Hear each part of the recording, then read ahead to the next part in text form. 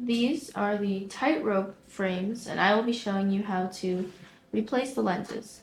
First thing you're going to do is make sure that your frame is upside down on a solid flat surface. Next, you're going to take a Phillips head screwdriver and you're going to unscrew this screw right here. It's between the temple and the frontal part of the frame. So you're going to place the screwdriver in its correct spot, make sure it's snug, and then apply pressure and twist to the left.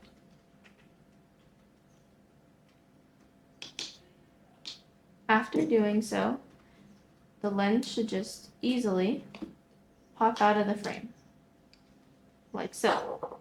Now, to reinstall it or to install another lens, you're going to need to line up the grooves of the frame with the edges of the lenses. So you align the grooves with the edges and you apply pressure with one hand to make sure it stays in its special spot, and then you apply pressure and twist the screw in with the other.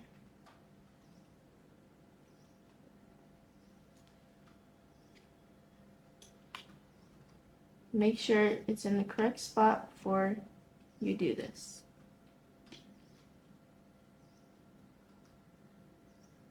And that should be it.